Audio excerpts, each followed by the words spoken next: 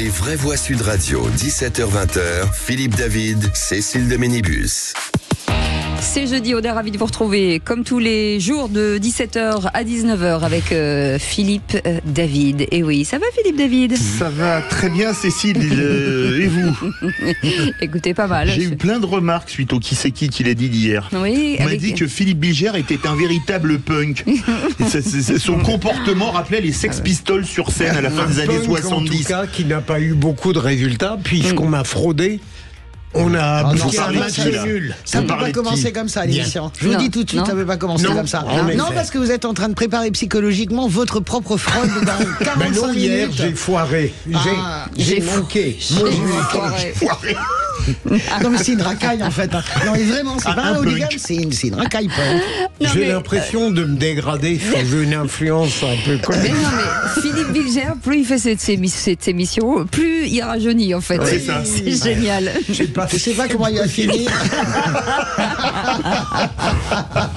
Quoi qu'il en soit, on vous souhaite la bienvenue et on espère que cette bonne humeur de l'émission rejaillira sur vous. En tout cas, 0826 300 300, on est ravis de vous accueillir comme tous les jours et merci de votre fidélité. Allez, le sommaire de cette émission, c'est à 17h30. Le grand débat du jour, Sophie Binet qui a confirmé que la CGT prévoit de déposer des préavis de grève dans les 3 fonctions publiques au début du mois d'avril, en pleine période des Jeux Olympiques. Cette décision survient malgré la demande de Tony Estanguet, président du comité d'organisation des Jeux, qui avait appelé à une trêve sociale en février. Et parlons vrai, est-ce à votre avis juste une menace pour mettre la pression sur les pouvoirs publics, ou est-ce que vous craignez une paralysie totale du pays au moment des JO? Tiens, par la même chose, est-ce que vous souhaitez une réglementation plus stricte du droit de grève? Et à cette question, la CGT appelle à des mouvements de grève pour la période des JO. Est-ce normal ou irresponsable? Eh bien, vous dites normal à 54%. Vous êtes donc des fans de Françoise Degois. Yes, vous voulez réagir? Le 0826 300 300. Merci, peuple de France. Je me sens enfin moins seul dans cette émission. Merci. Et bien entendu, vous avez entendu le doigt de grève et c'est le droit de grève. Bien entendu.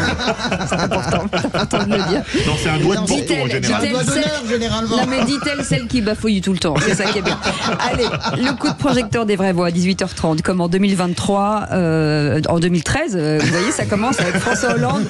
Le choc de simplification reprend du service avec Bruno Le Maire, le ministre de l'économie. Vous supprimez tous les formulaires CERFA d'ici 2030, des formulaires administratifs au nombre de 1800, dont 1200, écoutez bien, rien que pour les entreprises. Il entend aussi réduire de moitié le volume du code du commerce. Alors parlons vrai, est-ce que le choc de simplification de François Hollande a été un échec? Est-ce que la France est suradministrée, notamment en matière de paperasse? Est-ce inhérent à un régime qualifié il y a quelques années de république des fonctionnaires dans un best-seller de librairie? La France peut-elle parvenir à simplifier ses normes administratives? Eh bien vous dites non à 60%. Vous voulez réagir? Le 0826 300 300, au des tout sourire pour prendre vos appels. Et pour en parler, notre expert Guillaume Poitrinal sera avec nous, chef d'entreprise, coordinateur de la société WO2 et promoteur immobilier bas carbone et anciennement chargé de commission de simplification administrative. On vous souhaite la bienvenue. C'est les vraies voix jusqu'à 19h. Les vraies voix Sud Radio. Et on va commencer par Sébastien Ménard pour changer, parce qu'on n'a pas entendu. Voilà, c'est ça. Bonsoir Sébastien Ménard, consultant et président du comité éditorial du journal quotidien Presse Libre. C'est exactement ça, j'ai compris. Oui, je vais bien, surtout j'ai compris que la hiérarchie donc changeait maintenant. C'est Sébastien Ménard avant Philippe Bilger et avant Françoise Degois. Non, Sébastien, ne vous emballez pas non plus. Excusez-moi, mais comme disait le proverbe, punk are not dead.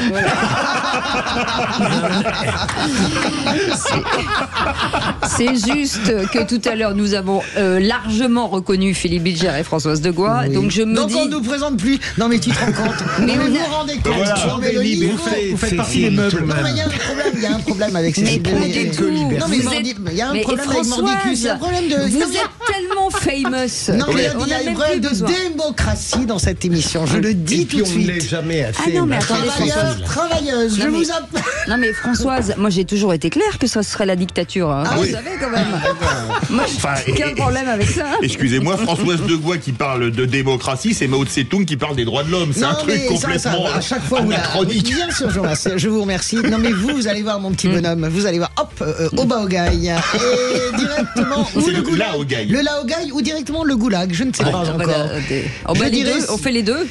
Quand nous reprendrons le pouvoir, je dirais quand même que vous avez caché des gauchistes pendant la guerre, donc je pourrais éventuellement sauver cette petite troupe à table, éventuellement Patrick Roger aussi, éventuellement Frédéric Jouve, mais pour le reste, je garantis rien. Bon, le comité de salut populaire, je ne sais pas.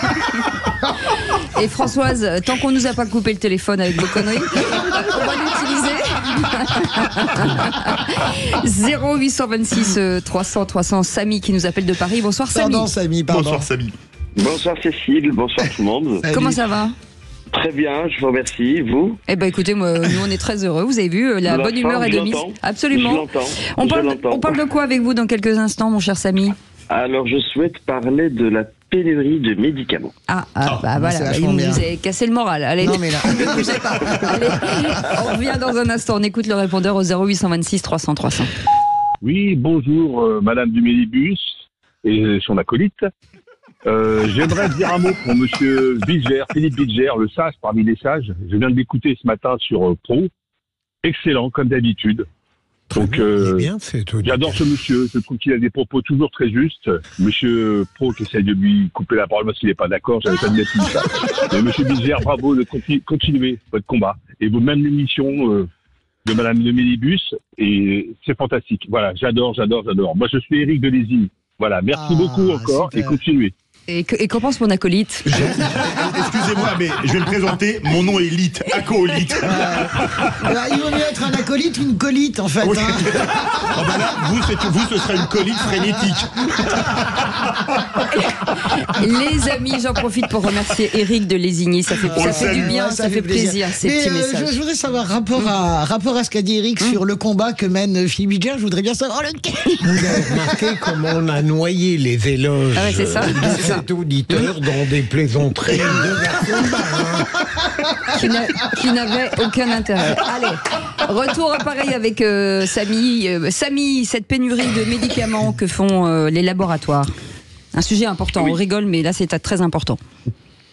Oui, on peut rigoler aussi, ça détend un peu l'atmosphère parce que nous sommes un peu sur le terrain en tant que professionnels de santé, un peu sur les nerfs, parce que ça dure et il n'y a pas de solution, il n'y a que des effets d'annonce qu'on va réindustrialiser, qu'on va ceci, cela. Non, sur le terrain, la situation elle est gravissime, notamment pour des patients qui sont en détresse, pour des pathologies quand même relativement grave, diabète, tension, pression artérielle, etc.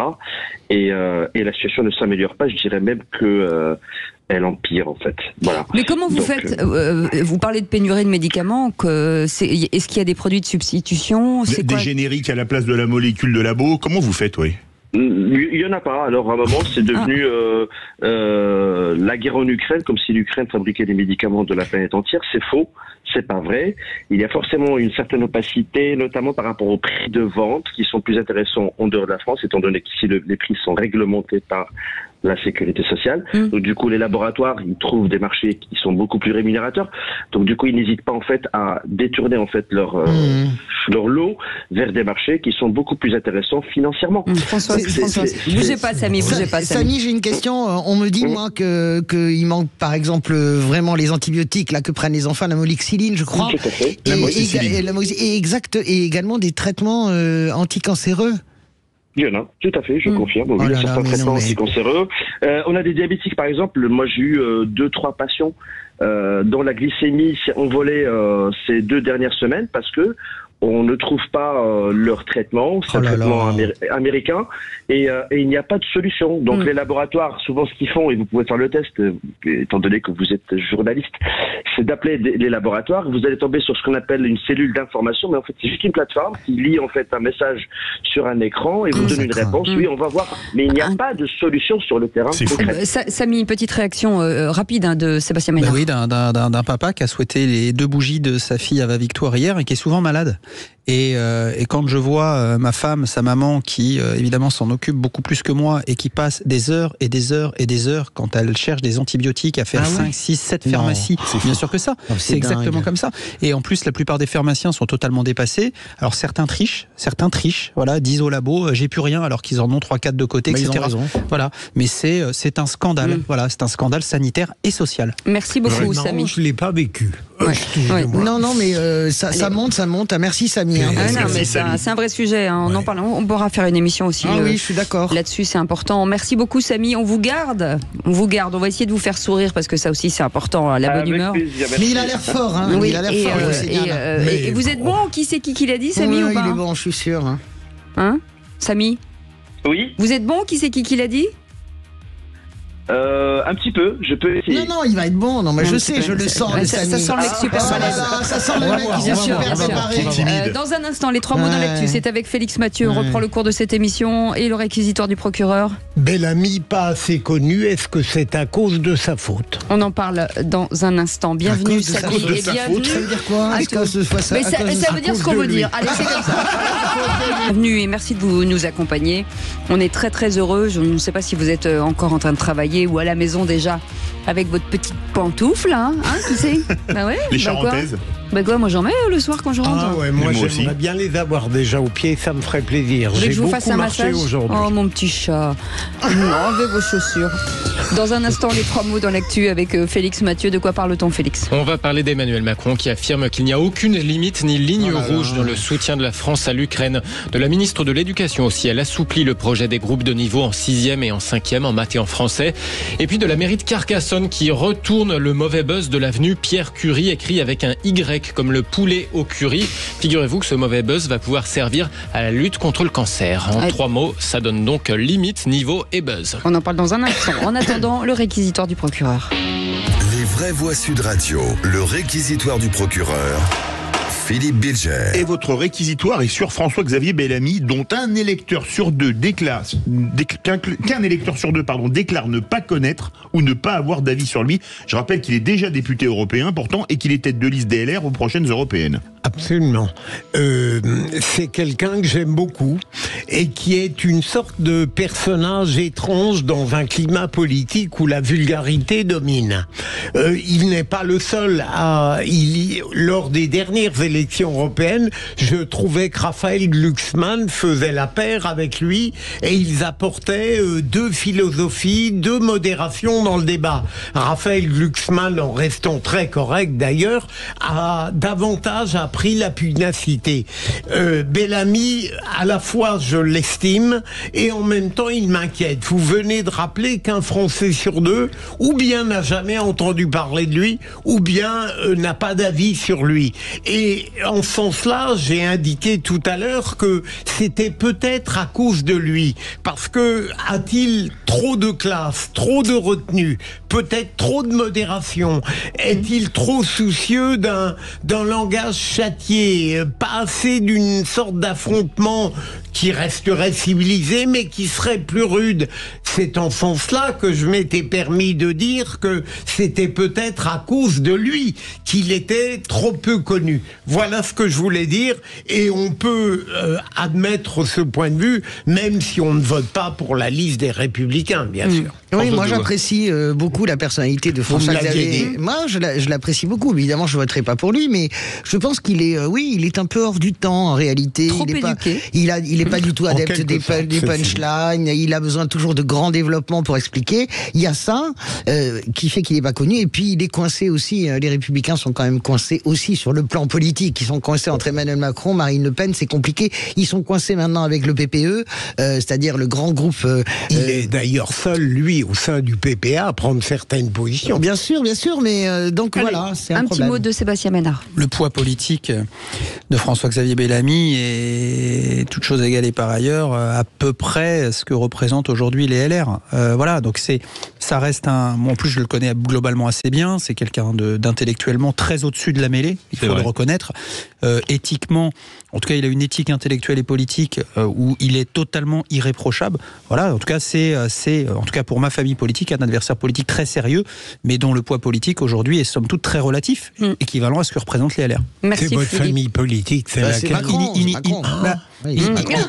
Mais depuis ça fait des années que toujours pas compris. Mais non, mais en fait, je suis quelqu'un. Mais je suis. Vous allez parfois vers François. Mais c'est macronisme, mais en même temps, supposément qu'il y a une jambe gauche. On fera un autre sujet. Oui, tout de suite. On parlera ici. Je voulais faire de votre personnalité le sujet central. Allez, c'est trop tard. Les vraies voix Sud Radio. 3 mots dans l'actu, Félix, qui sont limite, niveau et buzz. Il n'y a aucune limite ni ligne rouge dans le soutien de la France à l'Ukraine, lance le président Macron aux différents chefs de parti invités à l'Elysée. La ministre de l'Éducation assouplit les groupes de niveau annoncés pour la rentrée prochaine en 6e et en 5e en maths et en français. Nicole Belloubet rétablit la possibilité de moments en classe entière. Et puis contre mauvais buzz, bon cœur, la mairie de Carcassonne avait dû retirer les panneaux avenue Pierre Curie mal orthographiés avec un Y comme le poulet au curry, des panneaux vendus aux enchères au profit de la Ligue contre le cancer. Les vraies voix Sud Radio. Le débat parlementaire sur la guerre en Ukraine s'annonce tumultueux la semaine prochaine si on en croit l'issue du rendez-vous à l'Elysée tout à l'heure. Emmanuel Macron y recevait les différents chefs de parti. Il n'y a aucune limite ni ligne rouge dans le soutien de la France à l'Ukraine, leur a-t-il lancé. Dans les oppositions, sa posture crée l'unanimité contre lui. À la sortie, dans l'ordre, Manuel Bompard de LFI, Jordan Bardella du RN, Marine Tondelier des écologistes, Éric Ciotti d'LR, puis Olivier Faure du PS. L'entêtement dans la voie militaire fait courir un risque d'escalade qui est extrêmement dangereux face à une puissance surdotée en capacité nucléaire. Je lui ai indiqué que les différentes positions qui ont été les siennes ces derniers jours suscitaient l'inquiétude dans le pays, isolaient la France sur la scène internationale. J'ai l'impression qu'on a un président qui compense son manque de courage politique et d'actes concrets par des déclarations virilistes, intempestives, absolument pas concertées, choquantes et on va se le dire, qui nous ridiculisent sur la scène internationale. On ne peut pas instrumentaliser un sujet aussi grave, aussi lourd de conséquences, aussi dramatique. Il souhaite instrumentaliser la guerre pour pouvoir se réinstaller dans le débat européen avec les habits d'un chef de guerre et d'un leader qu'il n'est pas.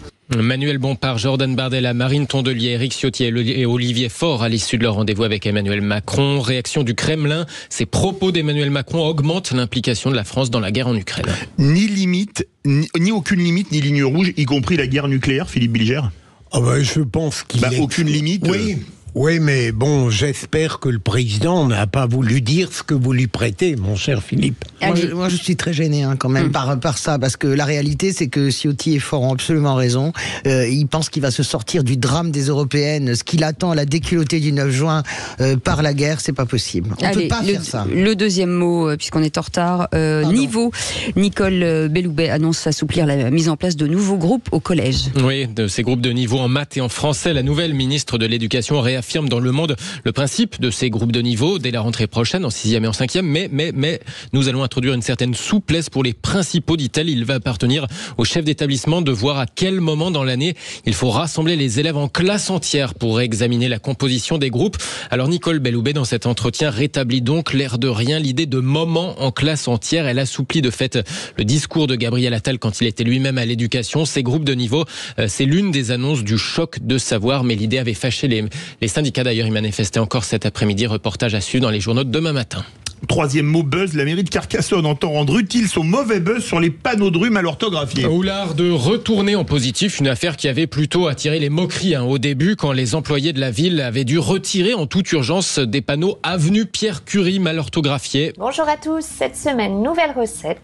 Un délicieux poulet au curry. Eh bien non, un Pierre Curie IE et non pas avec un Y. La mairie annonce donc vendre aux enchères les 2 panneaux avenue Pierre Curie Y. Vente au profit de la Ligue contre le cancer, une manière de transformer les railleries en buzz utile, indique le communiqué de la mairie. La vente aux enchères démarre demain, elle doit durer jusqu'au 31 mars. C'est drôle, mais au moins c'est drôle. Oui, c'est drôle, mais enfin ça l'affiche mal. Franchement, mais honnêtement, le degré, c'est le degré 0. Bon, c'est bien qu'ils s'en sortent bien par une pirouette, mais vraiment qui a pu faire un panneau comme ça surtout. Et puis Curie, ça prend 2 heures, je rappelle. Mais là, il y avait 2 heures. Il y avait 2 heures. Il y avait 2 heures. C'est hallucinant. Bon, bref. Allez. Voilà, en tout cas, et c'est la mairie de Carcassonne. Voilà, donc j'imagine en allant sur le site de la mairie, on peut trouver ça, Félix Mathieu. Certainement.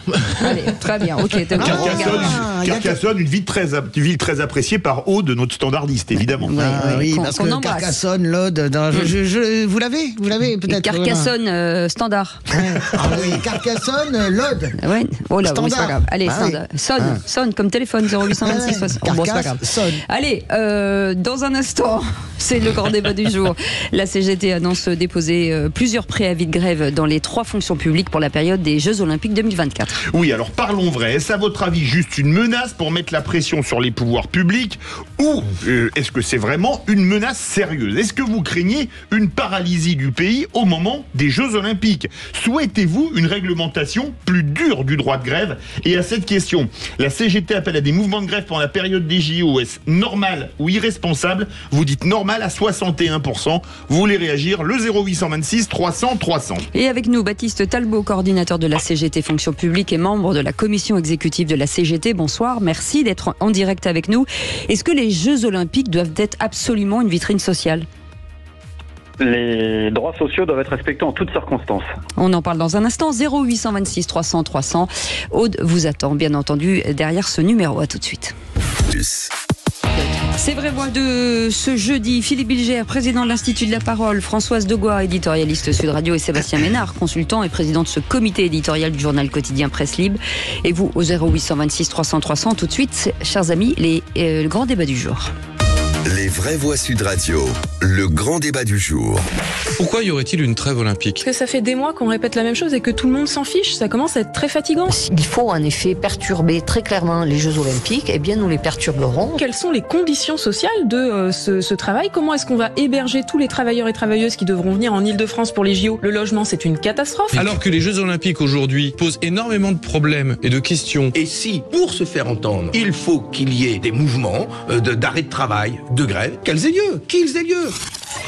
Et donc la CGT devrait déposer tout début avril des préavis de grève dans les 3 fonctions publiques sur la période des Jeux Olympiques, a confirmé Sophie Binet. Et ce, alors que Tony Estanguet, le président du comité d'organisation des Jeux, avait demandé fin février une trêve sociale. Alors parlons vrai, est-ce à votre avis juste une menace pour mettre la pression sur les pouvoirs publics ou craignez-vous une paralysie du pays au moment des JO? Souhaitez-vous une réglementation plus dure du droit de grève? Et à cette question, la CGT appelle à des mouvements de grève pendant la période des JO. Est-ce 1 normal, 2 irresponsable? Vous dites toujours normal à 61%. Vous voulez réagir? Le 0826 300 300. Et Baptiste Talbot est avec nous, coordinateur de la CGT Fonction Publique, membre de la commission exécutive de la CGT. On vous souhaite la bienvenue et merci d'avoir accepté notre invitation. Philippe Bilger.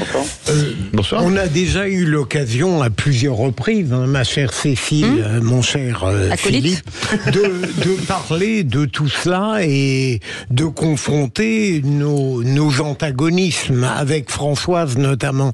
Je vais continuer.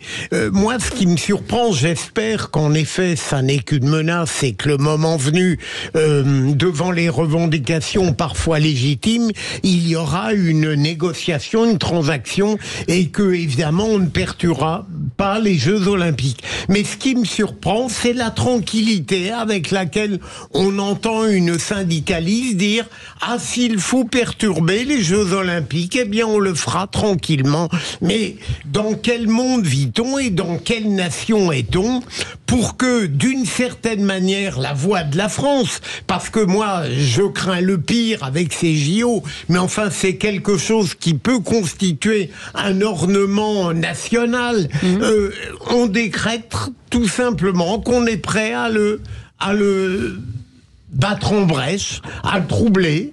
Je trouve que là, il y a une conception légèrement perverse du syndicalisme. Françoise Degois. Écoutez, la France est une république sociale et moi je pense que les gens, les syndicats ont raison de mettre la pression. Comme je le disais aussi sûrement pour les policiers, ils ont réussi à obtenir 1500 €, je trouve même moi c'est presque minable par rapport à la mission qu'ils vont avoir, mais c'est pareil pour les fonctionnaires, c'est pareil pour les gens qui travaillent à la RATP, dans les transports, les travailleurs, où est-ce que vous allez les loger? Toutes les questions que pose la CGT sont absolument légitimes. légitime. Il n'y a pas de sacralisation des Jeux Olympiques. Il y a une trêve, mais de toute façon, ils ont raison de mettre la pression. Vous vous rendez compte qu'on leur propose des primes de 500 €, mais pour sucrer leurs vacances. Donc, vous n'allez pas me chanter la lune. Arrêtons de dire que les fonctionnaires sont très bien payés. Les conducteurs de train ne sont pas bien payés. Les conducteurs de la RATP, de bus non plus. D'ailleurs, plus personne ne veut faire ce métier. Mais ils vont avoir une pression pendant un mois. On leur demande de sucrer leurs vacances. Il est normal qu'ils déposent un préavis de grève. Moi, je m'en fiche de sacraliser ou pas les Jeux Olympiques. C'est aux administrations de céder. Elles céderont. Sébastien Ménard, qui va pas être d'accord. Pas du tout. Est-ce que vous connaissez la loi de Murphy ? La loi de Murphy, c'est la théorie de l'emmerdement maximum. Oui. Moi, j'ai l'impression... Non, mais attendez, on y contribue, là, on y concourt. La grève. Non, mais attendez, on voit qu'on a déjà du mal... C'est normal. On a déjà du mal à être prêt pour la mi-juillet. On a du mal. On voit que les services de renseignement sont à cran. Sur les dents, oui. Puisque vous avez des tas de tarés terroristes qui essaient de louer des Airbnb sur des axes extrêmement stratégiques. Vous avez des travaux qui seront difficilement livrables. On le voit, Paris est en croix. Enfin, regardez, il y a des travaux partout. Je pense qu'on sera prêt. Hein. Voilà. Moi, je suis pas du tout comme vous. Attendez, je vais aller au bout, Françoise Degois, s'il vous plaît. Ouais. Voilà, parce que vous monopolisez souvent la parole. Souvent pour dire de grosses bêtises, donc je vais tenter d'essayer d'amener un peu de... Vous prenez autant de temps pour dire des conneries aussi. On va y aller. Là, c'est insupportable. Donc la réalité, c'est est-ce que effectivement la CGT a raison de faire grève? Évidemment, ils sont dans leur rôle. Ils vont faire monter la pression. Donc vous êtes d'accord? Absolument pas. Je dis simplement qu'ils ont raison de leur point de vue que de le faire, mais c'est totalement inadmissible, c'est totalement irresponsable. Je veux dire, aujourd'hui, on a besoin de faire de ce coup de projecteur mondial. Je rappelle qu'on s'y prépare quand même depuis 20 ans. 20 ans. C'est pas rien.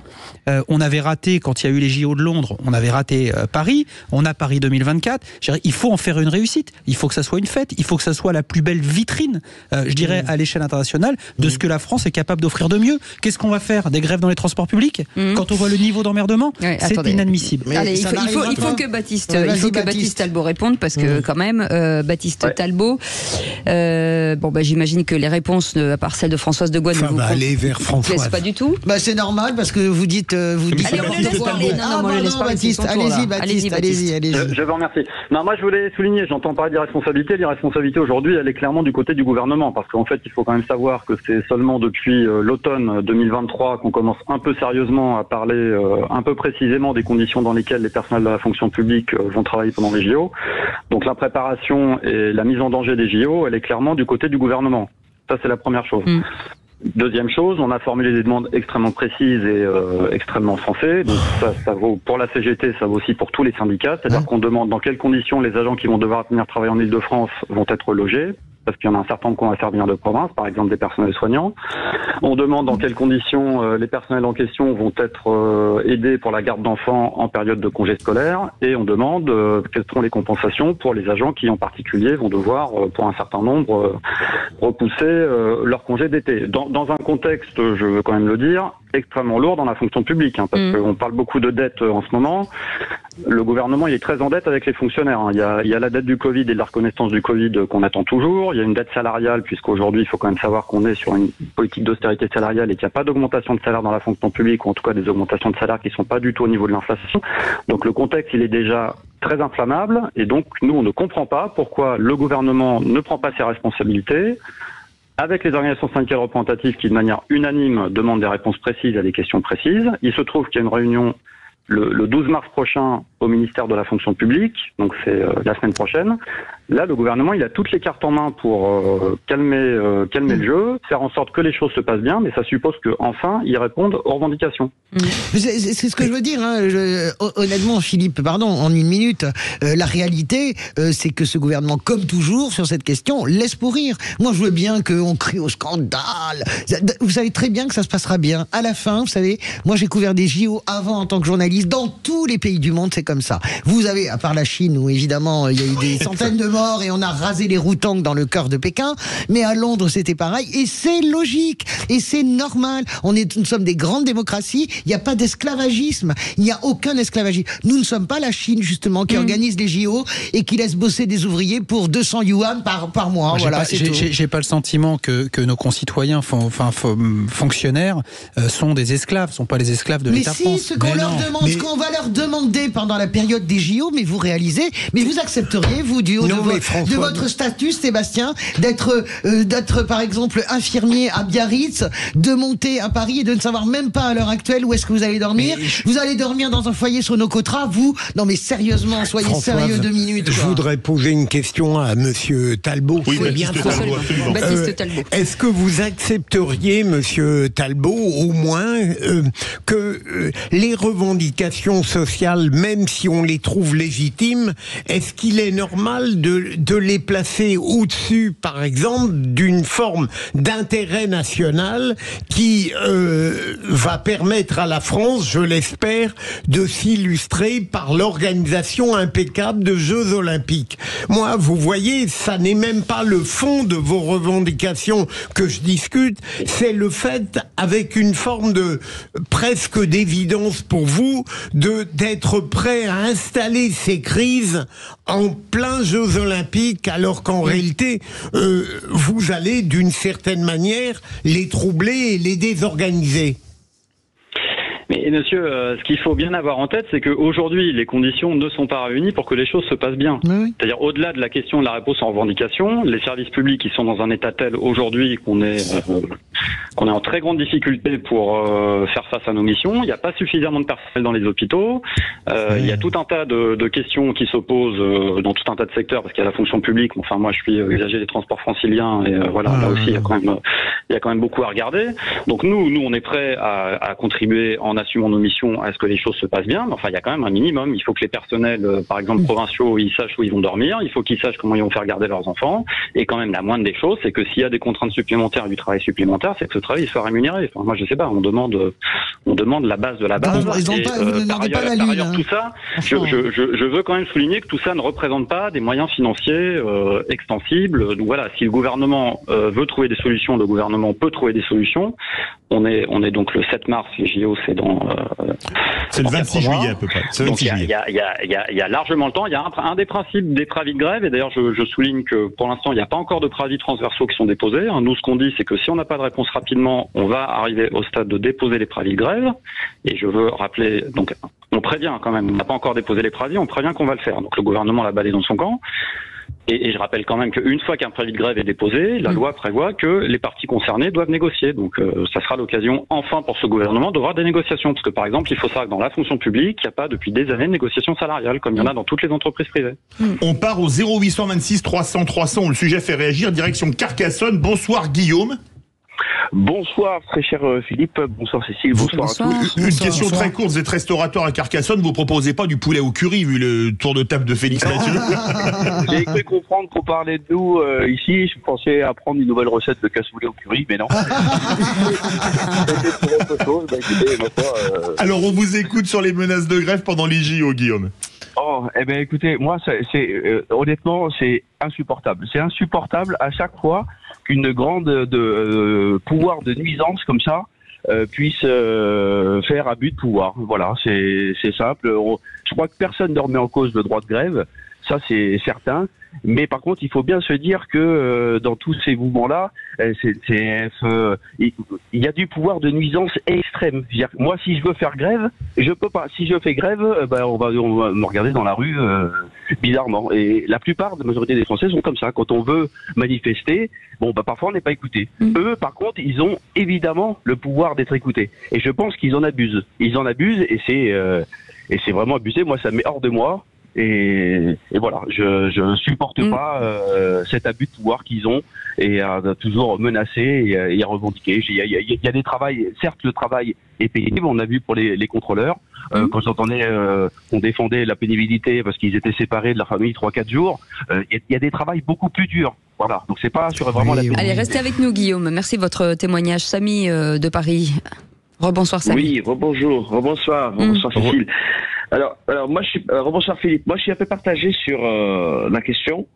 Je dirais rapidement que c'est un serpent de mer, puisque depuis des années, à chaque fois avant les vacances, il y a une partie des gens qui disent qu'ils sont pris en otage, d'autres qui disent qu'ils sont d'accord avec la grève. Mais oui, ça revient tout le temps, donc c'est les mêmes disques.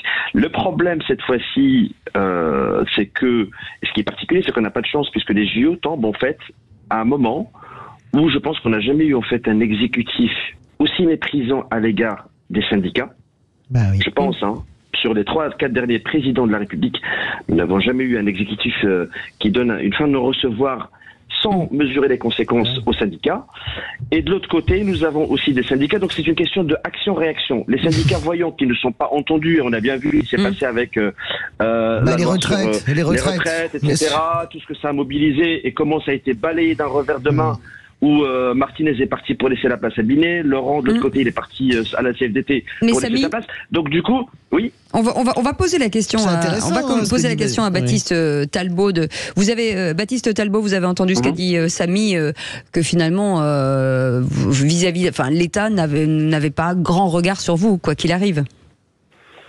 Écoutez, ça c'est le moins qu'on puisse dire. Et bon, il a très bien illustré. Le 19 mars prochain, il y a une journée d'action dans la fonction publique. Ça va être une occasion de plus pour le gouvernement de déminer sur la question des salaires. Et donc là, c'est pareil. Il faut quand même savoir que depuis des années, l'ensemble des syndicats de la fonction publique, soutenus par la très grande majorité des personnels de la fonction publique, demandent qu'il y ait chaque année une négociation sur les salaires dans la fonction publique. Et il faut savoir qu'encore jusqu'à aujourd'hui, et donc on espère bien que le ministre Guérini, récemment renommé, va enfin prendre les choses en main. Pour l'instant, il n'y a pas de négociation sur les salaires dans la fonction publique. Donc voilà, après, il ne faut pas s'étonner qu'effectivement, au bout d'un moment, les gens en aient ras-le-bol, craquent. Et encore une fois, moi, je veux quand même souligner pour les JO, évidemment, c'est un moment où il y a un regard particulier, mais là, la question qui est posée immédiatement, c'est qu'il y a des milliers d'agents qui vont avoir des contraintes supplémentaires pendant les Jeux Olympiques, qui ont dit en gros, écoutez, vous allez avoir des contraintes supplémentaires, mais vous allez vous débrouiller, y compris pour vous loger, pour faire garder vos gamins, etc. C'est un sujet. C'est pas possible, enfin, il faut arrêter, quoi. Je trouve que les débats ici ont du sens. J'avoue que quand j'entends Baptiste Talbot dire qu'il y a des problèmes qui sont directement liés à l'organisation des Jeux Olympiques, notamment des problèmes de logement, j'avoue évidemment que je suis relativement convaincu par cette argumentation. Ne croyez pas que je change de casaque. Non, mais bien sûr. C'est intéressant. Mais quand vous voyez, les amis, quand vous voyez la difficulté aujourd'hui, par exemple, si vous changez d'appartement, il est impossible aujourd'hui dans Paris de trouver un appartement à louer parce que tous les propriétaires gèlent leurs appartements pour faire du Airbnb pour les Jeux Olympiques avec des sommes qui vont atteindre des astronomiques. Imaginez déjà, quand vous êtes un salarié qui veut changer de quartier ou que vous vous séparez, etc., vous n'arrivez pas à trouver comment vous allez loger ces gens. Et par ailleurs, après les propriétaires font ce qu'ils veulent. Non, mais après bien sûr, je le redis, mais en tout cas la réalité du marché aujourd'hui, c'est celle-là. Vous n'avez plus de logement vide à Paris. Jusqu'en septembre, restez dans votre appartement, vous ne pourrez pas changer. La deuxième chose, c'est vraiment, ils n'ont pas besoin de ça pour que ça fonctionne pas. Vous prenez tous les jours le métro, le RER, c'est effrayant ce qui est en train de se passer. Je ne sais pas comment on va mettre 1 million de gens en 40 secondes. Mais on avait expliqué, il y a, je crois, à ce micro même, vous avez fait le calcul, le manque aujourd'hui, ce qui n'a évidemment, là où je suis d'accord avec notre ami syndicaliste, comme je suis d'accord avec Philippe, et comme je suis d'accord, allez, on va le dire avec Françoise de Gois, c'est que tout ça aurait dû faire partie du pack organisationnel. Parce que là, ce dont on parle... Il faut traiter le sujet, évidemment, parce que ce dont on parle, c'est pas un billet de 10 millions, attention, c'est entre 100 et 200 millions. Mais il faut les sortir pour que ces JO soient une réussite. Oui, absolument. Mais il ne faut pas prendre en otage les usagers et je dirais le peuple de France. Merci Guillaume, Samy, vous restez avec nous. Merci beaucoup Baptiste Talbot en tout cas d'avoir accepté notre invitation. Vous êtes coordinateur de la CGT Fonction Publique et membre de la commission exécutive de la CGT. Vous restez avec nous puisque dans un instant on va lâcher un peu les chevaux. Beaucoup de politiques se sont encore exprimés et on les remercie parce que ils contribuent. Et Samy qui travaille dans les médicaments pourra nous dire quelles molécules peuvent traiter les vraies voix quand ils ont leur coup de calcaire du qui c'est qui l'a dit. C'est Non, intéressant. moi, je dis un bon coup de gourdin, ça leur fera du mal. Allez, à tout de suite. Les vraies voix Sud Radio, 17h-20h, Philippe David, Cécile de Ménibus. Les vraies voix jusqu'à 19h tous les jours, du lundi au vendredi. C'est un peu votre commerce de proximité. Oui, absolument. C'est le commerce de. Vous voulez... oui, mais l'épicerie de luxe. Oui, c'est ça. Vous voulez un truc, bah, vous appelez. Voilà. Si on peut vous le donner, on vous le donne. Sinon, on vous expliquera comment vous en. Je sais pas. Vous en passez. Arrêtez ces manœuvres dilatoires. J'ai vu vos regards un peu bizarres entre Philippe Bilger et vous. Ça va encore tricher de ce côté de la table. C'est le sale marché compte tenu de certains. Allez, c'est ça. Avec notre ami Samy qui est avec nous. Samy, vous entendez Françoise de Gois. Alors que c'est vous qui allez gagner? Non, mais ça, je suis sûr. Il est trop fort. Vous êtes là? Je vais essayer. Je vais tenter. Non, Samy, excusez-moi François. Samy, on part gagnant. On dit oui. Je vais gagner. Et moi, allez, Samy. Je vais gagner. Allez, c'est parti. Allez, le quiz de l'actu. Les vraies voix Sud Radio, le quiz de l'actu. Et ça va commencer par 3 points pour Samy. Écoutez-moi bien. Qui c'est qui l'a dit? En ce moment, ce n'est pas la dette qui devrait être notre priorité. C'est un député. Non. Allez-y. Éric Coquerel. Bonne réponse de Sébastien Ménard. Éric Coquerel, président de la commission des finances de l'Assemblée nationale. Que j'ai affronté aux élections législatives il y a quelques années. C'est vrai. Question qui vous a battu. Question, sinon je serais pas là. Question qui c'est qui l'a dit à 3 points. Qui c'est qui l'a dit sur l'envoi de troupes en Ukraine? Moins on dit, mieux on agit. Samy. François Hollande. Bonne réponse de Samy qui engrange 3 points. C'était facile. Non, c'est pas facile. Arrêtez. C'était très bien. Qui c'est qui l'a dit? C'est 2 points. La fin de vie est une pathologie, pas un âge. Samy. Et elle est venue dans Les Vraies Voix il n'y a pas longtemps. Là, je vous aide. Au salon de l'agriculture. Oui. C'est comment ça s'appelle? Mais c'est pas vous. Mais on n'a pas vous, il n'a pas encore parlé. Oui, mais c'est ça. Il nous a fait signe. Je vous ai pas fait signe, je vais de m'imposer, vous plaisantez. Non mais Samy, attendez. Samy, Marine Le Pen. Non. Mais non, je l'avais dit. Non, mais attendez, vous rigolez. On l'avait tous. Non mais au salon de l'agriculture, on l'avait tous. Qui l'a dit le premier? Mais on l'a dit, on l'a dit en même temps. Vous avez volé la priorité à l'auditeur. Mais non, mais je vous ai pas fait signe. Excuse-moi, mais n'importe quoi. Tu m'as gratté 2 fois. S'il vous plaît. D'abord, on est 2 à décider, Philippe David, d'accord? Et moi, Donc moi, je donne le point à Philippe Mais Bilger. non, c'est dégueulasse. C'est pas vrai. Excuse-moi, la dernière fois j'ai fait pareil, vous m'avez viré 2 points. Mais c'est pas possible. S'il vous plaît. On se croirait dans la justice royale. Mais c'est ça. Vous rendez la Cécile justice. est loin de Ménibus. Voilà, c'est ça. S'il vous plaît, mais étant préposé au tableau d'affichage, je ne m'en mettrai pas les points. Philippe. Mais quelle crapule! Excusez-moi. Aude, appelez-moi la sécurité, s'il vous plaît. C'est tout de suite.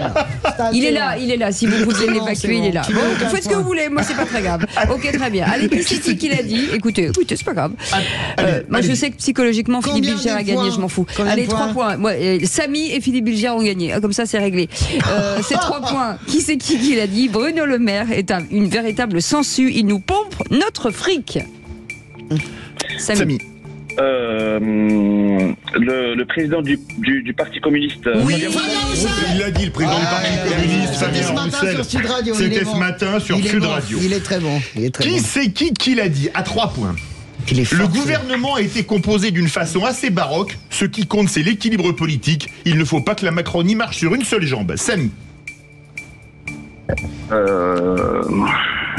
Mais non, mais jamais. C'est un président de commission à l'Assemblée. Mais c'est une question à 42 points. Personne sait ça. Moi je sais. Mais il le sait. Bonne réponse. Là, on l'a donné. Il n'y avait pas de réponse pour Jean-Louis Bourlange. Mais Bourlange. Il est président de commission, ça fait 20 ans. Mais ça fait 20 ans. 90% des Français pensent qu'ils vendent du pain, les gars. Arrêtez. Je vais vous expliquer. Non, il y a quelqu'un qui souffle dans le casque. Absolument pas. C'est pas vrai. S'il vous plaît, le mot baroque est utilisé en politique par François Bayrou et par Jean-Louis Bourlange. Voilà, je le dis parce que c'est ça. Parce qu'il fait de la bourlangerie. Vous avez raison de la répéter. Oui, je vais vous dire, on comprend pourquoi vous menez l'émission à la baguette. Allez, qui a gagné?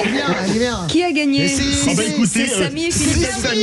6 Samy et 6 Sébastien Ménard. Bravo Samy. Yes. Merci. Yes. On vous embrasse Samy, on vous fait plein de gros souffle dans le casque. Et 0 pour Françoise de Gois. Et pour Philippe Bilger. Parce que je sais que ça souffle dans le casque. Absolument pas. Allez, bisous. Si. On Salut, vous embrasse Samy. très. Et vous allez. J'aime c'est pas Samy, possible. moi. On n'entend Je pas supporte Samy. pas le tricheur. Voilà. Samy, merci d'avoir joué avec nous. Merci Samy. On vous embrasse. Allez, vous restez avec nous dans 10 minutes. Le tour de l'actu des vraies voix. Ne vous partez pas, Françoise. Votre tour d'actu des vraies voix. La super pétition lancée par les psychiatres pour arrêter d'utiliser les mots de la psychiatrie comme insulte. Allez, Philippe Bilger.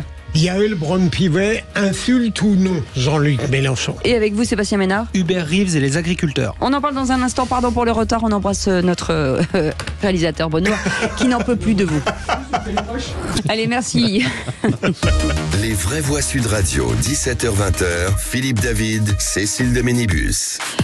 Et accompagné, bien entendu, le trio du jeudi avec Philippe Bilger, Françoise Devoix, Sébastien Ménard et vous au 0826 300 300. Donc c'est plus qu'un trio, bien entendu. C'est le trio vous infernal. êtes de plus en plus nombreux à nous écouter et nous vous en remercions sincèrement. Dans un instant, Félix Mathieu sera avec nous. Félix, vous avez la parole. À vous donner la parole à qui ce soir? Un maire, parce qu'on va parler du problème des dépôts d'ordures sauvages avec le témoignage de ce maire de l'Hérault qui a surpris en flagrant délit le conducteur d'un camion ben hier. Allez, on en parle dans un instant.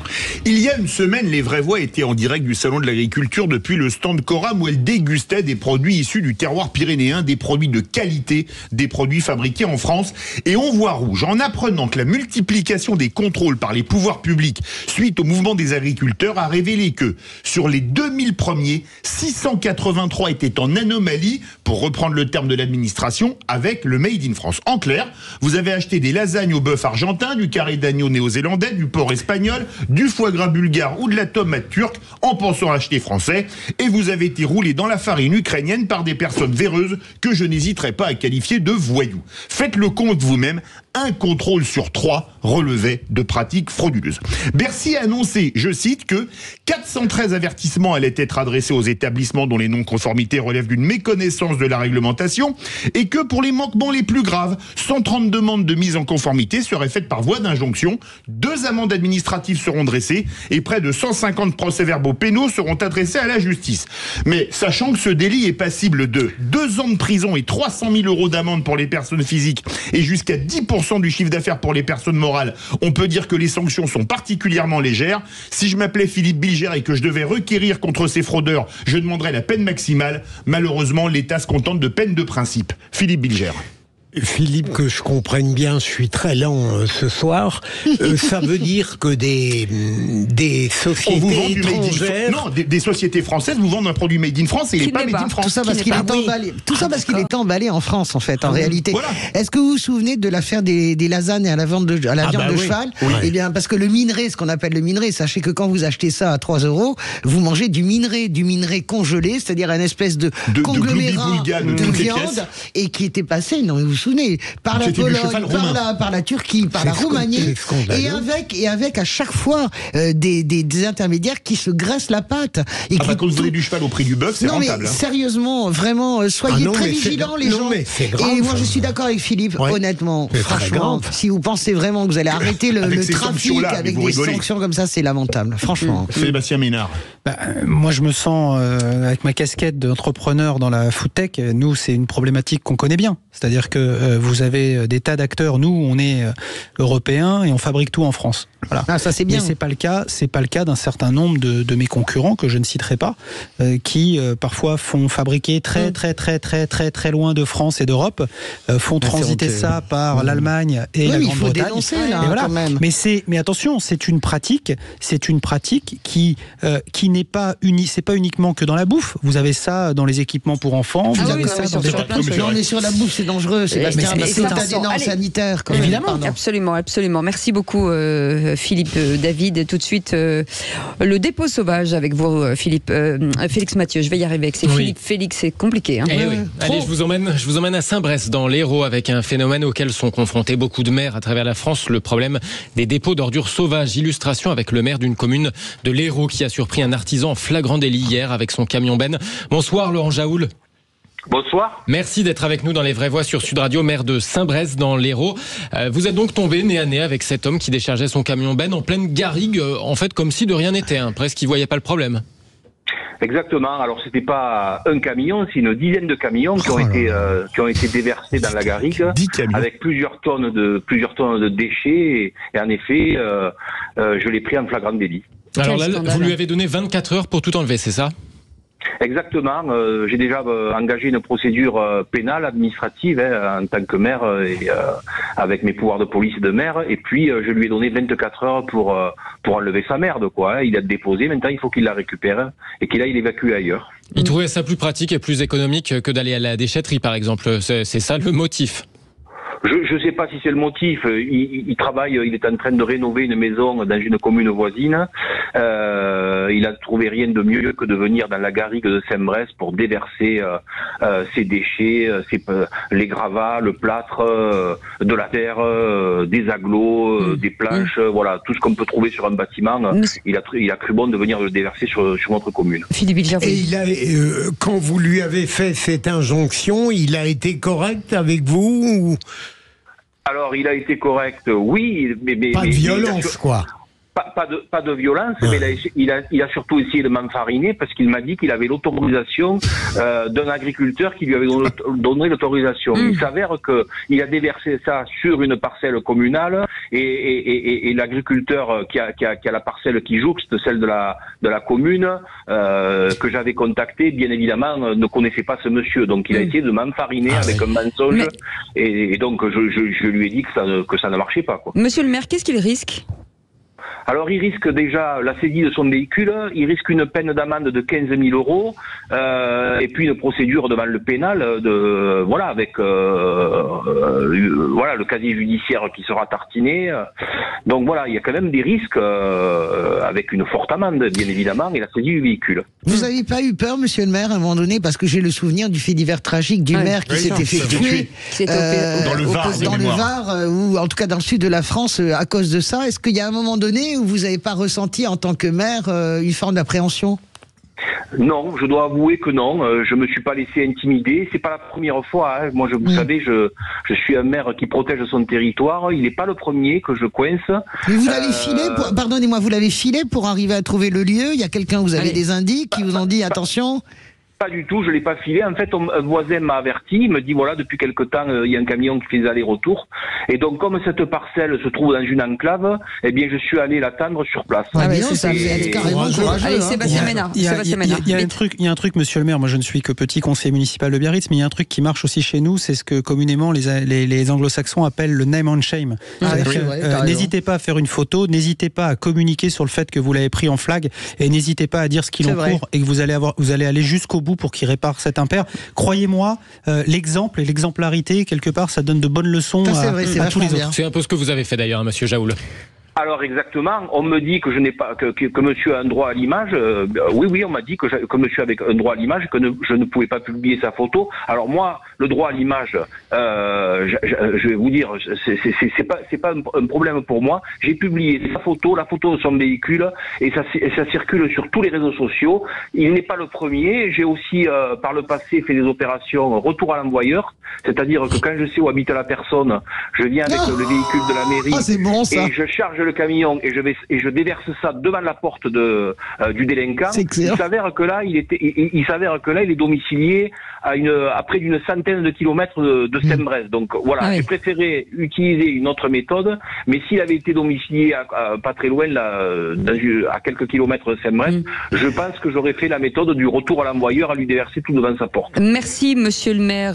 Vous êtes Laurent Jaoul, le courageux maire de Saint-Brès dans l'Hérault. Merci beaucoup de nous avoir dit oui pour cette interview. En tout cas, c'est un super sujet, Félix Mathieu. Merci beaucoup, parce qu'on espère que ça fera réfléchir certains. Vous restez avec nous dans un instant, le tour de table de l'actu de nos vraies voix qui ont des choses aussi à dire. Françoise Decoa, vous parlez de quoi ? De la pétition lancée par les psychiatres pour qu'on arrête d'utiliser les mots de la psychiatrie comme des insultes. Yael Braun-Pivet s'en prend à Jean-Luc Mélenchon. Et Sébastien Ménard ? Hubert Reeves et les agriculteurs. On en parle dans un instant. Allez, soyez les bienvenus, on est ensemble jusqu'à 19h. Les vraies voix Sud Radio, 17h-20h, Philippe David, Cécile de Ménibus. On est ensemble jusqu'à 19h avec les vraies voix du jour. Philippe Bilger est avec nous. Ça va, mon Philippe? Vous rigolez bien aujourd'hui, hein? Vous faites des blagues, hein? Oui, mais je regrette que l'éloge a été... Je continue à penser. Pour une fois, j'avais quelqu'un dithyrambique à mon sujet. Bah, vous savez quoi? On va le mettre sur Twitter. Voilà. Est-ce que vous voulez pas... Est-ce que Benoît voudrait pas la repasser pour nous faire plaisir? Non, lui faire du ce bien. serait trop. Je voudrais pas plomber votre morale. Moi, je voudrais quand même... Enfin, je vous vois faire une mini-dépression. Alors, vous savez ce qu'on va faire? On va lancer le tour de table de l'actu. Allez, allons-y. La table avec nous. Ça fait pas vrai con comme t'es, demande ton avis. Quand on veut conjurer le diable, on l'invite à sa table. Moi, je veux du féroce actualité. C'est récente cette tableur des coups. Pardon? Ah non, c'est intelligent. Bon, à mon tour maintenant. Le tour de table. De l'actualité. Et Philippe Bilger, le temps que vous fassiez votre tour de table de l'actu, on va retrouver ce message répondeur et on va le rediffuser. Benoît, il devient fou avec nous. J'aime énormément être flatté. Mais oui, mais allez-y. Allez-y, mon bon Blaise. Philippe Bilger. C'est à moi Votre tour de table, oui, c'est sur les propos d'Yael Braun-Pivet à l'endroit de Jean-Luc Mélenchon. Alors, ce qui m'intéresse, c'est d'avoir votre avis sur le partage à faire entre ce qui relève encore de la dénonciation politique et ce qui sort de ce champ-là pour devenir un outrage, une vulgarité absolue. Elle a dit de Jean-Luc Mélenchon que c'était un triste cire pour lequel elle n'a que du mépris. J'aurais eu tendance à penser que peut-être c'était encore à l'extrémité de la pointe une dénonciation politique et je me pose la question, mais la seule chose qui m'inquiète un peu, je me demande si de la part d'une présidente de l'Assemblée nationale, d'une certaine manière, cette dénonciation un petit peu outrancière et vulgaire ne lui fait pas perdre l'impartialité qui doit être la sienne. Triste cire, c'est pas vulgaire quand même. Absolument pas. Non, mais disons à l'égard duquel on a mépris. D'abord, il est plus parlementaire, Jean-Luc Mélenchon. Je pense que s'il avait été parlementaire, elle aurait peut-être pas dit ça. Par ailleurs, je peux pas en vouloir à Yael Braun-Pivet, que vous savez à quel point je l'aborde pas dans mon cœur. Mais ce que Jean-Luc Mélenchon a fait quelques jours après le 7 octobre, camper, on envoie le signal qu'elle est juive, on envoie il ne s'arrête pas en plus de ça sur le soutien inconditionnel. Donc je triste cire et mépris. Triste cire, c'est bon. Le chevalier à la triste figure. Il y a rien de. Franchement, moi j'aurais été plus violente. Triste cire, ça reste bien élevé. Je suis totalement d'accord avec François. C'est très en deçà de parfois des outrances comportementales, verbales et politiques. Écoutez, vous vous rendez compte que Jean-Luc Mélenchon, qui est dans une stratégie que je ne comprends plus trop bien depuis le 7 octobre, a traité quand même la semaine, il y a quelques jours, Gabriel Attal de minable petit enfant. À un moment donné, si vous voulez, qui est-ce qui casse les règles du jeu? Mépris, ça vous choque pas? Non, je suis pas. Je pense qu'elle le méprise profondément. Oui, je pense que. Je pense qu'elle a raison. Non, ça, je sais pas si elle a raison, mais en tout cas. Mépris, c'est absurde. Non, c'est pas absurde. Je pense que c'est très dangereux ce qu'il a fait avec son tweet en plein cœur 2 jours après c'est méprisable. Non, et je trouve que c'est même faible par rapport à ce qu'elle a ressenti. Les amis, après le mépris, l'amour, écoutez. Monsieur Bilger, Philippe Bilger, le sage parmi les sages, je viens de l'écouter ce matin sur Pro. Excellent, comme d'habitude. Donc, j'adore ce monsieur, je trouve qu'il a des propos toujours très justes. Voilà. Je vais faire comme Philippe David, je vais m'approuver. Ça va mieux là. Vous sentez mieux. Mais j'ai fléchi tout à l'heure pour le jeu. Mais vous avez perdu 0 points. J'aurais jamais dû laisser gagner. C'est indigent. C'est indigent. Ce triste cire pour qui on a dit Françoise de Goire. Je voudrais revenir sur une initiative qui en fait a énormément de succès. J'ai moi-même été étonné de voir le nombre de gens en fait qui signent cette pétition. Plusieurs psychiatres se sont révoltés en réalité après les propos de Jordan Bardella. C'est pas parce que c'est Jordan Bardella, c'eût été Jean-Luc Mélenchon ou Emmanuel Macron, je pense qu'ils auraient fait la même chose. Jordan Bardella a traité Emmanuel Macron de schizophrène. Voilà. Et à un moment donné, ça n'a fait qu'un tour dans le sang de ces psychiatres qui ont dit nous n'en pouvons plus d'avoir les mots de la psychiatrie qui servent d'insultes, comment dirais-je, politiques. Schizophrène, autiste, ces mots qui sont passés complètement dans le langage courant. Par exemple. Débile, parano. cinglé, parano. Moi, je trouve que c'est très sain ce que font les psychiatres, parce que la réalité, on peut considérer que c'est extérieur à nous-mêmes. Quand vous avez dans votre vie, Cécile, c'est de quoi, moi aussi d'ailleurs, quand vous avez peut-être des gens dans votre famille qui souffrent de ces symptômes, ça vous fait pas du tout marrer d'entendre ces choses-là, si vous voulez, qui sont complètement passées dans le langage courant et qui ne reflètent absolument plus. Vous savez, les Japonais, par exemple, ont horreur qu'on utilise kamikaze pour parler des terroristes, parce que kamikaze, c'est pas ça que ça veut dire dans le langage japonais. Ils ont l'impression qu'on déprécie. Kamikaze, ça veut dire vent divin. C'est le vent divin. Ça n'a absolument rien à voir, kamikaze, avec les terroristes qui se font sauter. Donc, il faut faire attention. Je trouve qu'il faut être très sensible et très doux avec l'utilisation de ces mots. Et moi, j'ai signé d'ailleurs la pétition parce que je trouve que c'est formidable. Encore faut-il savoir de quoi on parle. Oui, je suis d'accord, mais quand vous dites de quelqu'un il est schizophrène, enfin je veux dire, quand vous parlez, honnêtement, Philippe, vous parlez de la violence politique du propos de Yael Braun-Pivet. Mais franchement, Bardella, moi je suis une opposante à Emmanuel Macron dans le sens des idées, etc. Mais jamais je traiterai le président de la République de schizophrène. Vous vous rendez compte ce que ça veut dire? Je ne suis pas totalement de votre avis, Françoise. Autant je trouve que l'utilisation de ces termes dans la vie quotidienne, et parfois j'ai entendu on se traite de manière odieuse, des choses pires encore que celle-là. Autant en politique, ça signifie quelque chose. Peut-être qu'on l'utilise mal. Mais c'est ce que je dis. Mais vous quand pouvez pas on dire dit de Macron qu'il est narcissique, c'est une évidence. Mais c'est pas un problème, c'est pas une maladie. Le narcissisme, c'est inhérent à la vie humaine. Quand vous traitez le président de la République de schizophrène, vous vous rendez compte ce que ça veut dire, schizophrène? Vous vous rendez compte ce que ça signifie, la charge que ça a? Moi, je défends. Quand vous traitez votre adversaire politique d'autiste, vous savez ce que c'est un autiste? Non, mais franchement, prenons compte. François, vous savez pertinemment le sens qu'on donne à ces mots-là. Justement, ça n'est pas bien. Vous traitez plus les gens de nègres, vous traitez plus les gens de juifs. Le poids des mots. Et c'est un poids de mots. Moi, je trouve qu'ils ont raison de se révolter là-dessus. Ils ont vraiment raison de se révolter là-dessus. Je comprends pas que vous-même, vous ne preniez pas la dimension. Vous trouvez normal qu'on traite un président de schizophrène? Non, mais parce que c'est dans le domaine politique, je vois parfois ce que veulent dire les politiques. Mais qu'est-ce que ça veut dire, schizophrène? Vous vous rendez compte de la schizophrénie, ce que c'est? Le clivage très clair sur un certain plan. Ça veut dire la double. Traitez-le de Janus. Traitez-le de Janus ou de visage. Traitez-le d'hypocrite. Il vaudrait mieux dire autrement. Je vous l'accorde, je vous le confirme. Moi, je trouve que je suis pas aussi indigné que vous. Ah, moi, ça m'indigne, ça m'insupporte. Moi aussi. Allez, on fait une pause. Et pourtant, c'est Macron. Mais j'ai fait un bon. Non, mais au-delà de Macron. Et pourtant, c'est Françoise de Gouin. Dans un instant, avec Sébastien Ménard, on parle de quoi? Hubert Reeves et les agriculteurs. On en parle dans un instant. Ne bougez pas et soyez les bienvenus. Les vraies voix Sud Radio, 17h-20h, Philippe David, Cécile de Ménibus.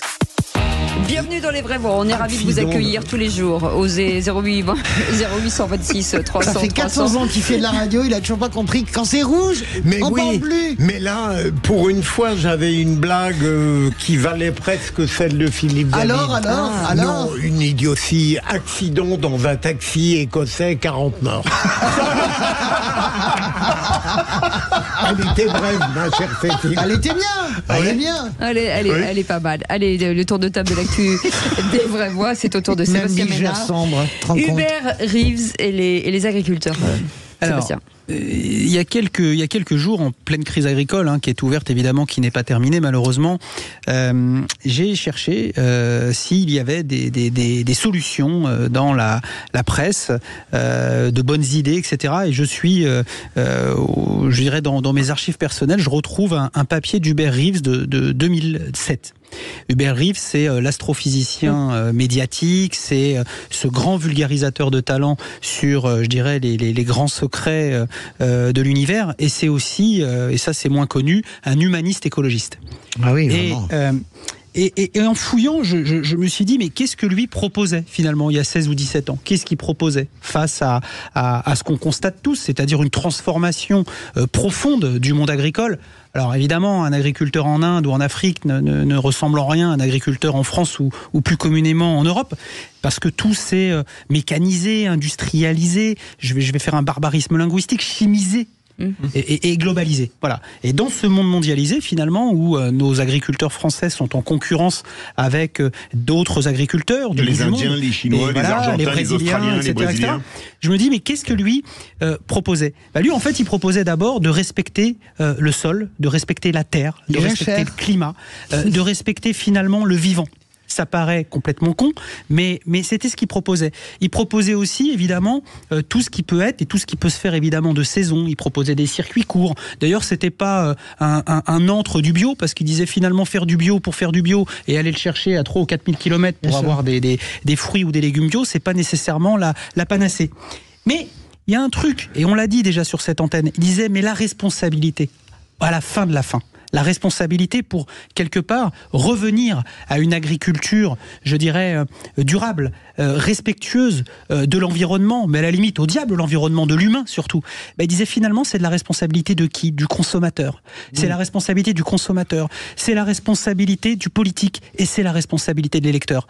Et moi, quand je redécouvre ça, en fait, je me dis que on ferait bien de revisiter, de regarder un peu ce qu'on raconte depuis fort longtemps, parce que c'est des solutions de bon sens. On n'arrivera pas finalement à rivaliser avec, je dirais, les propositions agricoles, les marchandises, les productions agricoles venues du bout du monde qui arrivent sur nos étals ou dans nos magasins. On y arrivera uniquement si on les refuse et si on décide de consommer français et européen avant de consommer indien, brésilien ou américain.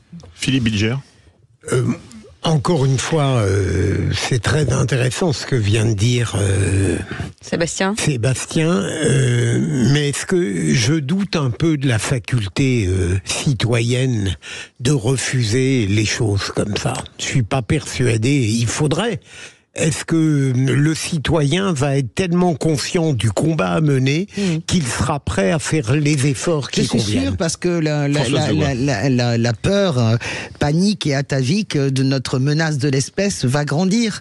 Vous avez vu Copernicus, ce que Copernicus a ce matin publié. Copernicus, c'est l'Observatoire des températures européen. J'ai cru que vous confondiez avec Mordicus. Non, mais Copernicus a publié une augmentation quasiment de 1% en moyenne de la surface des océans. Donc c'est-à-dire que si on ne comprend pas à un moment donné, moi je rejoins tout à fait ce que dit Sébastien, à un moment donné, les êtres humains, quel que soit le discours des climato-sceptiques, etc., vont tout à fait réaliser que nous sommes dans l'effondrement climatique et que nous avons une nécessité profonde à changer. Et donc moi je crois à la capacité citoyenne à se dire, même si c'est pour le bon sens, pour le partage et pour la préservation de notre propre vie. Juste un mot sur les agriculteurs, l'image d'Épinal. J'ai eu l'occasion d'aller au Niger en voyage et en reportage, et j'ai été frappé de voir les agriculteurs africains sur leurs tracteurs, comme les Français, à 300 000 € et avec des satellites pour gérer leur culture, etc. Donc le monde change, y compris l'Afrique d'ailleurs. Et c'est tant mieux. Merci beaucoup Sébastien Ménard. Allez, vous restez avec nous dans un instant, plutôt. Coup de projecteur des vraies voix. Bruno Le Maire veut alléger la charge administrative des Français en supprimant tous les formulaires CERFA d'ici 2030. Alors parlons vrai. Est-ce que le choc de simplification a été un échec? Est-ce que la France est suradministrée? Comme disent les Américains, la France est une Union soviétique qui a réussi. Est-ce que c'est inhérent à notre régime qualifié il y a quelques années de République des fonctionnaires dans un best-seller de librairie? Et à cette question, la France peut-elle parvenir à simplifier ses normes administratives? Vous dites non à 62%. Vous voulez réagir? Le 0826 300 300. Et on va en parler dans un instant avec Guillaume Poitrinal qui est avec nous, chef d'entreprise, cofondateur de la société WO2, promoteur immobilier bas carbone, et il y a quelques années aussi chargé de cette commission de simplification administrative. Bonsoir, merci d'être avec nous. Bonsoir. Est-ce que finalement trop de normes veut dire pas confiance? L'État ne fait pas confiance aux entreprises? Oui, et puis surtout un système en fait qui s'est maintenant enlisé pour produire de la norme. Donc on est sur un cheval emballé de production de normes. Il faut absolument sortir de ce cercle vicieux. On en parle dans un instant. Soyez les bienvenus. 0826 300 300. Les vraies voix Sud Radio, 17h-20h, Philippe David, Cécile de Ménibus. Bienvenue chers amis, merci de nous faire confiance tous les jours de 17h à 19h et à Sud Radio en général. Arrêtez avec les bonbons, on vous entend Françoise. Mais non, mais écoutez, il faut que j'achète les bonbons. Elle m'achète en fait. Non, j'achète même Philippe Bilger, je l'achète avant l'émission, mais pourtant, ça marche le pas. jeu est passé. Ça marche pas. Vous n'êtes que des dealers de bonbons. Ça c'est vrai, dealers de bonbons. Allez. Vous de gâteaux. Hein, Philippe Bilger est avec nous, Françoise Degois, Sébastien Ménard et vous au 0826 300 300. Tout de suite le coup de projecteur des vraies voix. Les vraies voix Sud Radio, le coup de projecteur des vraies voix. Nous allons pouvoir trouver de la croissance aussi par la simplification. CERFA, c'est l'acronyme pour Centre d'enregistrement et de révision des formulaires administratifs. Nous sommes les champions du monde de la surtransposition de normes. Le fameux truc marron, là, la feuille marron pour les arrêts maladie. Bruno Le Maire veut les supprimer. Un choc de simplification. Simplifier les procédures, les mesures. Normes écologiques, normes administratives, normes sanitaires. Déjà, vous cauchemardez. Allez, comme en 2013 avec François Hollande, le choc de simplification reprend du service avec Bruno Le Maire. Le ministre de l'économie veut supprimer tous les formulaires CERFA d'ici 2030. Des formulaires administratifs au nombre de 1800, dont 1200 rien que pour les entreprises. Il entend aussi réduire de moitié le volume de notre code de commerce. Parlons vrai, est-ce que le choc de simplification de François Hollande a été un échec? Est-ce que la France est suradministrée? Est-ce que c'est, comme disent les Américains, une Union soviétique qui a réussi? Est-ce que c'est inhérent à ce que Thierry Pfister appelait la République des fonctionnaires dans un best-seller de librairie il y a quelques années?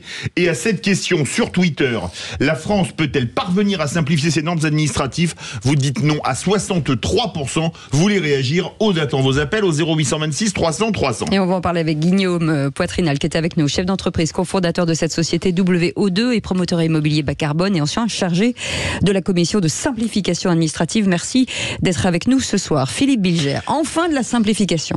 Oui, alors 3 observations rapides. D'abord, je crois, sous votre contrôle, Guillaume, qu'il n'y a pas un pouvoir qui, à un certain moment, n'ait pas promis la simplification des normes et l'éradication administrative de beaucoup de mesures prétendues inutiles. Deuxième élément, j'ai parfois l'impression que la France serait malheureuse si elle était orpheline de sa bureaucratie, comme si en réalité elle ne pouvait concevoir l'efficacité qu'au milieu de formes, de principes, de règles et d'un enchevêtrement, d'un entrelac de réglementation. Et ma dernière observation, je crois que derrière tout cela, il y a une profonde méfiance à l'égard de la liberté et de l'intelligence du citoyen.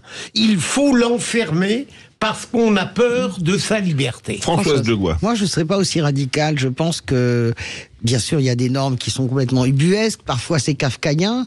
Mais je crois quand même aussi que ça garantit aussi le fonctionnement de l'État. Moi, je fais vraiment partie des gens qui pensent que d'abord, il n'y a pas trop de fonctionnaires, que la garantie aussi démocratique, vous savez, les fonctionnaires, ça a été inventé par les empereurs chinois, les mandarins, on commence comme ça.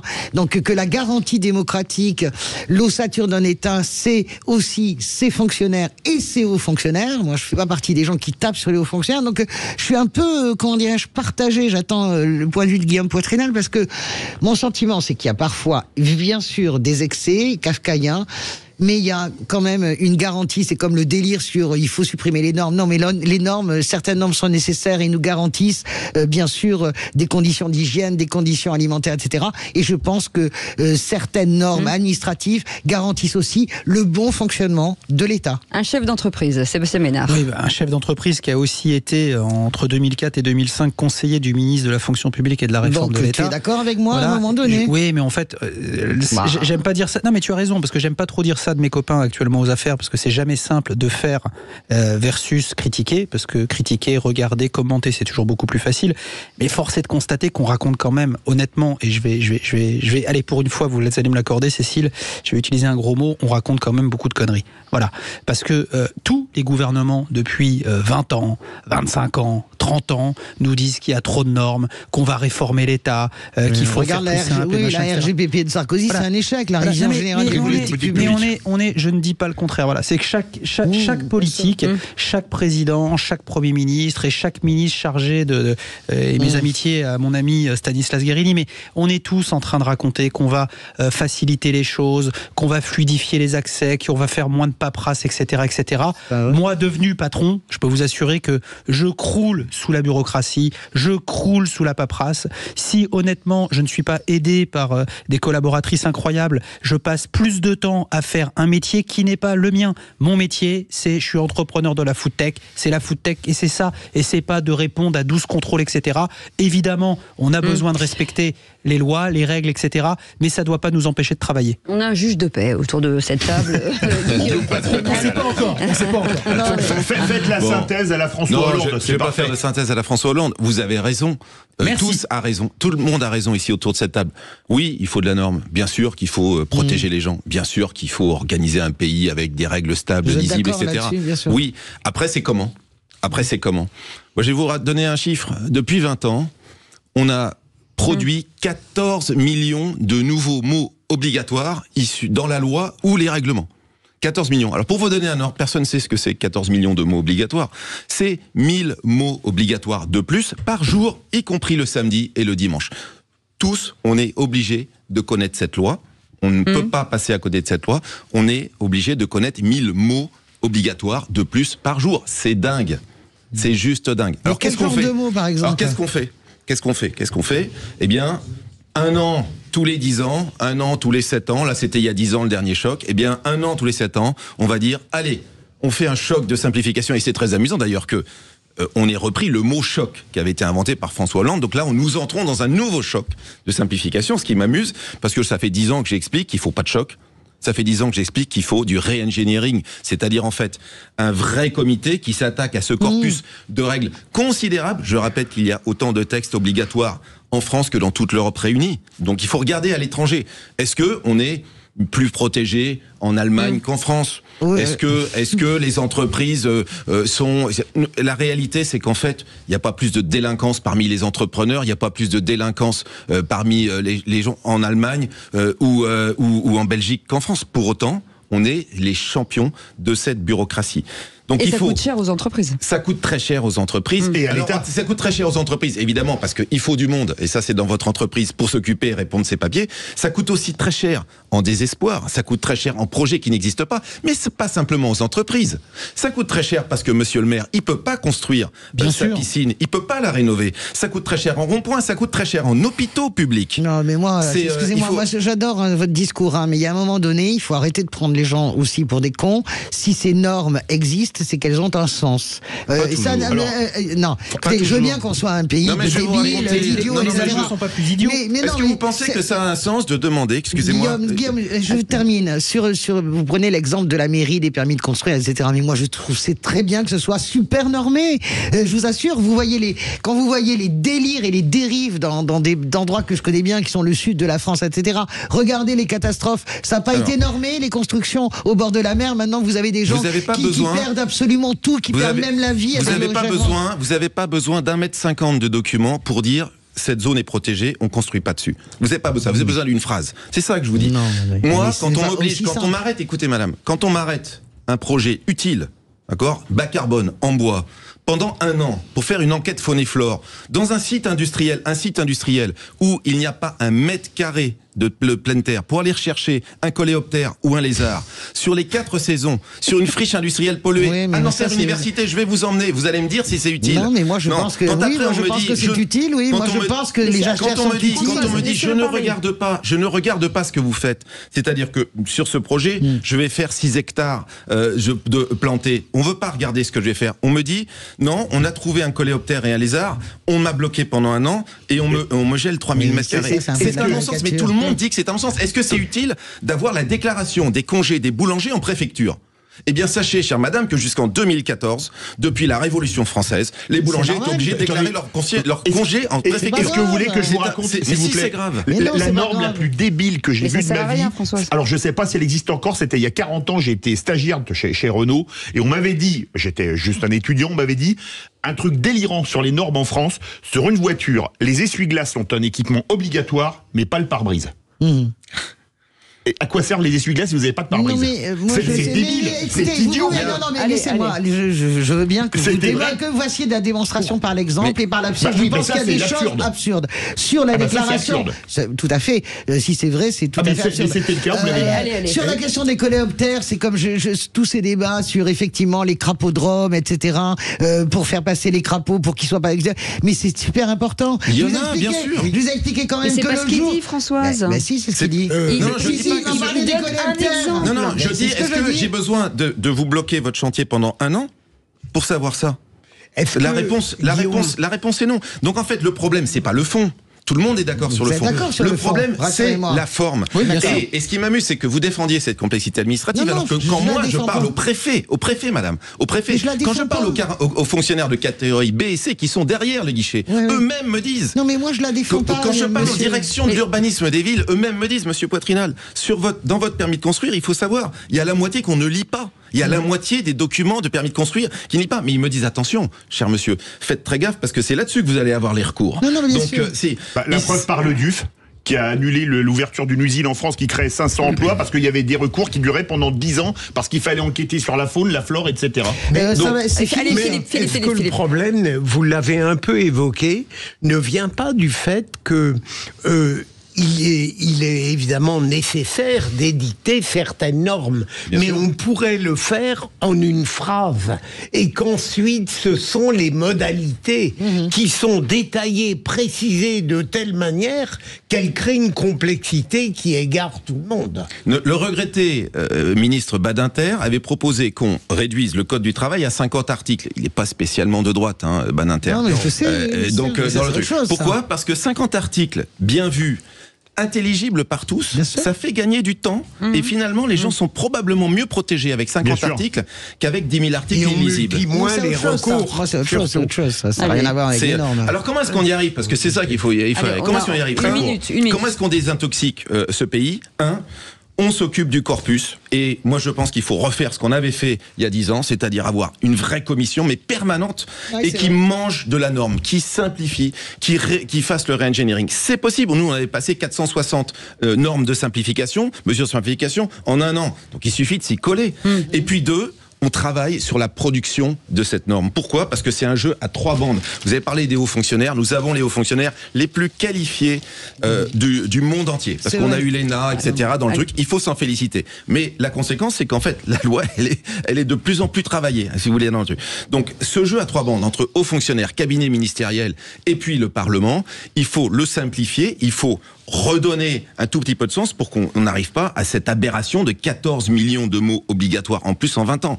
Oui, merci beaucoup. Super. En tout cas, c'était passionnant. Guillaume Poitrinal était avec nous, un chef d'entreprise, cofondateur de la société WO2, promoteur immobilier bas carbone et ancien chargé de commission de simplification administrative. J'aimerais bien voir votre carte de visite parce que je pense que c'est une feuille à 4. Merci beaucoup Philippe Bilger d'avoir été avec nous. Merci Françoise Debois. Merci Sébastien Ménard. Salut. Dans un instant, les vrais bois qui font rouler la France, on va vous parler des voitures électriques. Quels enjeux pour les garagistes ? On en parle dans un instant.